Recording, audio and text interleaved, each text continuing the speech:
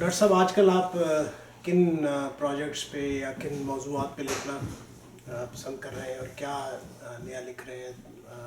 اپنے آپ کو کیسے مصروف رکھ رہے ہیں اس ایج میں؟ ہم تو حیران ہوتے ہیں آپ کا اسٹیمنا دیکھ کر اور آپ کی ہمت دیکھ کر، تو کچھ تھوڑی سی اس کی وضاحت کریں گے؟ یوں ہے کہ اگر میں اس قدر مصروف نہ رہوں تو میں مر ہی جاؤں شاید. میں اس مہینے کی 24 تاریخ کو، یعنی آج سے صرف کچھ دن بعد ہی 86 برس کا ہو جاؤں گا اور 87ویں برس میں پاؤں رکھ لوں گا. اور اس عمر میں جو ہمارے بوڑھے لوگ ہیں وہ خیر آپ جانتے ہیں کیا کچھ، لیکن میں خود کو مصروف رکھتا ہوں، کام کرتا رہتا ہوں. مثلاً یہ کہ مجھے خیال آیا کہ جب میں یونیورسٹیز میں پڑھاتا تھا 8 برس پہلے، میں نے جو ایکچوئل کلاس روم ٹیچنگ تھی وہ تو بند کر دیا. اب 1-2 کورس آن لائن کرتا ہوں، لیکن اس سے یوں کھڑے ہو کر بلیک بورڈ پر چاک پر لکھنے والی بات جو ختم ہو گئی ہے. تو محسوس کیا کہ کمپیریٹیو لٹریچر کورسز میں، تقابلی ادب کے کورسز میں، مغرب کی یونیورسٹیوں میں، یورپ میں بھی اور امریکہ میں بھی، کینیڈا میں بھی، کہیں بھی اردو کا کوئی شاعر شامل نہیں ہے. کوشش کی کہ کچھ کریکولم پلاننگ، کورس ڈیزائننگ، جسے ہم نصاب سازی کہتے ہیں اردو میں، ایسی ہو کہ اس میں کہیں غالب بھی آ جائے، کہیں میر بھی آ جائے، لیکن وہ تبھی آ سکتے ہیں اگر انہیں پراپرلی ٹرانسلیٹ کیا جائے. اب رہی سمجھنے کی بات، غالب کو تو سمجھنا بہت مشکل ہے. تو ہمارے ذہن میں یہ بات آئی کہ ہم کلام غالب سے 40-50 اشعار سن کر ان کی تدوین نثر میں یا نظم میں ایسے کریں کہ شرح اور تفسیر دونوں قاری اساس تنقید کے حوالے سے سامنے آئے. 6 ماہ لگے مجھے اس پر کام کرنے میں. اس سے پہلے غالب کو بہت پڑھا تھا، کتابیں ہر قسم کی، مخطوطات جب انڈیا یا پاکستان گیا تو وہاں سے لیتا آیا. اب یہ کتاب خامہ بدست غالب کے عنوان سے چھپ چکی ہے. یہ آن لائن بھی مل سکتی ہے، آپ ڈاؤن لوڈ کر سکتے ہیں اسے، لیکن کتابی صورت میں یہ اب اگلے ماہ تک چھپ جائے گی کراچی سے، اور پھر اس کے بعد دلی سے، پہلے کراچی سے اور دلی سے. اس میں میں نے 40 اشعار غالب کے لے کر ان پر 40 نظمیں لکھی ہیں. ہر ایک شعر کو قاری اساس تنقید کے حوالے سے پیش کیا ہے. اس کے علاوہ 12 فارسی اشعار کو لے کر انہیں ایک اور تکنیک ہمارے یہاں موجود ہے، ریڈکٹیو ایڈ ابسردم، یعنی ایبسرڈیٹی کی حد تک کسی منظر نامے کو ریڈیوس کر کے پیش کیا جائے اور دکھایا جائے کہ اس کا مطلب کیا ہے. تو غالب کے یہ فارسی اشعار جو ہیں ان پر اتنی ہی نظمیں، اور یہ کتاب اچھی خاصی 150-200 صفحات کی بن گئی ہے. یہ اگلے ماہ تک چھپ کر مارکیٹ میں آ جائے گی اور مل جائے گی. ایک تو یہ کام ہوا. اس کے علاوہ کام جو ہے وہ سب سے بڑا میرے سامنے ہے کہ میں نے خود کو بطور انگریزی شاعر یہاں ان لوگوں کے ساتھ جن کی مادری زبان انگریزی ہے مقابلے میں رکھ کر، موازنے میں رکھ کر پیش کیا تھا، اور مجھے بہت کامیابی محسوس ہوئی. 9 کتابیں میری نظموں کی، انگریزی نظموں کی، جن میں سے بہت سی نظمیں اردو سے ٹرانسکریٹ کی گئی ہیں، موجود ہیں، آن لائن اویلیبل ہیں، کہ انگریزی میں بھی کام کیا جائے.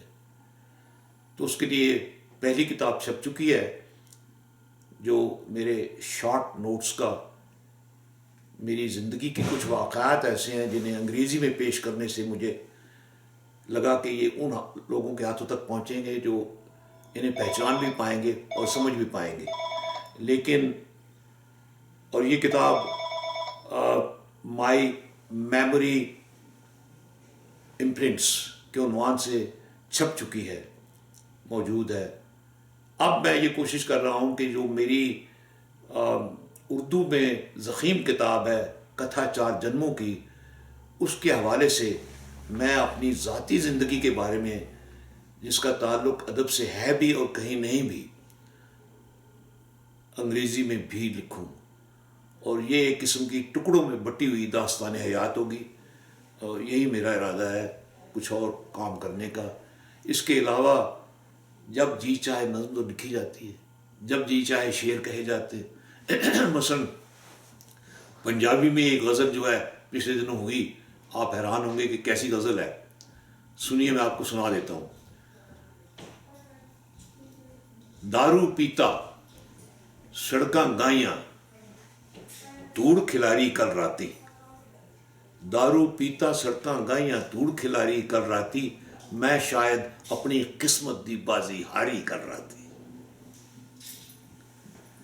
اور شدت انتظار کا یہ لمحہ بھی دیکھیے کہ ہر واری ایک شوخ ہوا دا بلا سی دستک دیندا، ہر واری ایک شوخ ہوا دا بلا سی دستک دیندا، اٹھیا دروازے تک پجیا کتنی باری کر رہا تھی، اٹھیا دروازے تک پجیا کتنی باری کر رہا تھی. اور یہ منظرنامہ دیکھیے، شاید دلہن بن سنور کر پلنگ پر بیٹھی ہے اس انتظار میں کہ دلہا کب آئے گا. چھوئی موئی جئی رات دی رانی گٹھڑی بن کے بیٹھی سی. چھوئی موئی بھی پودا ہوتا ہے اور رات کی رانی بھی پودا ہوتا ہے. چھوئی موئی وہ ہوتا ہے جسے ہاتھ لگائے تو وہ کملا جاتا ہے فوراً، اور رات کی رانی وہ ہوتا ہے ہاتھ لگائے تو زیادہ خوشبو چھوڑتی ہے.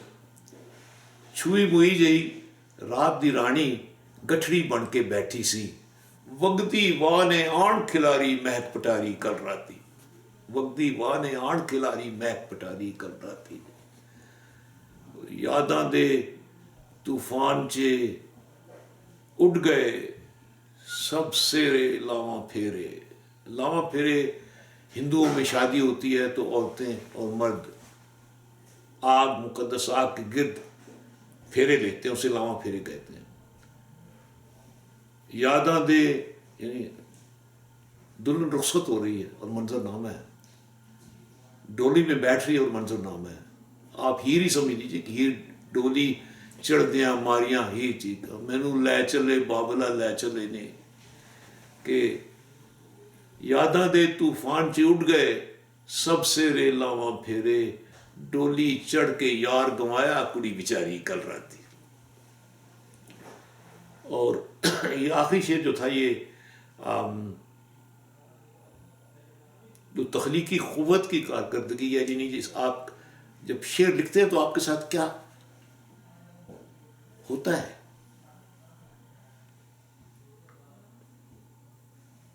آپ کس حالت میں ہوتے ہیں.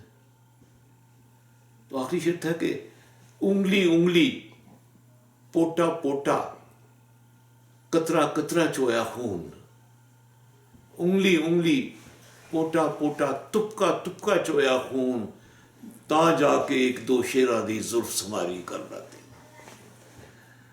تو یہ حالت ہے کہ میں اب بھی لکھتا ہوں، لکھتا رہتا ہوں، یہ بات نہیں ہے، لیکن یہ بڑا اچھا لگتا ہے کہ دوستوں کے ساتھ بیٹھ کر ان سے بات چیت کی جائے. اور اس حوالے سے کہ آپ انٹرویو کے لیے تشریف لائے ہیں اور میں آپ سے دو بدو باتیں کر رہا ہوں، مجھے بہت اچھا لگ رہا ہے. اور میں محسوس کرتا ہوں کہ آپ کے حوالے سے یہ نہ معلوم کتنے سننے والوں تک اور دیکھنے والوں تک پہنچے گا، میری باتیں ان تک پہنچیں گی. آپ کا بہت بہت شکریہ ڈاکٹر صاحب، آپ نے ٹائم دیا. آپ سے بات کر کے میرا بھی دل بہت خوش شکریہ. ہوتا ہے اور بڑا اچھا لگا آپ سے مل کر، اور ہمیشہ ہی بہت اچھا لگتا ہے. اللہ تعالیٰ آپ کو صحت تندرستی دے اور آپ کا سایہ ہمارے سر پر یوں ہی سلامت رکھے، اور ہم ہمیشہ آپ سے اسی وہ طرح تو اللہ کے ہاتھ میں ہے کہ کتنی عمر اس نے دینی ہے، وہ سانسوں میں گن کر دیتا ہے کہ کتنے سانس تم نے لینے ہیں. لیکن میں تیار ہوں، کیونکہ میرا جو نامہ اعمال ہے وہ صاف ہے، وہ سامنے ہے. اس کے لیے کسی منکر نکیر کو مجھے دھمکانے کی ضرورت نہیں ہے کہ دیکھو سچ بتانا، وہ نہیں ہے. بالکل ٹھیک. بالکل تیار ہوں. چلے بہت شکریہ ڈاکٹر شکریہ آپ کا بہت، اتنی دور سے آئے غریب خانے پر.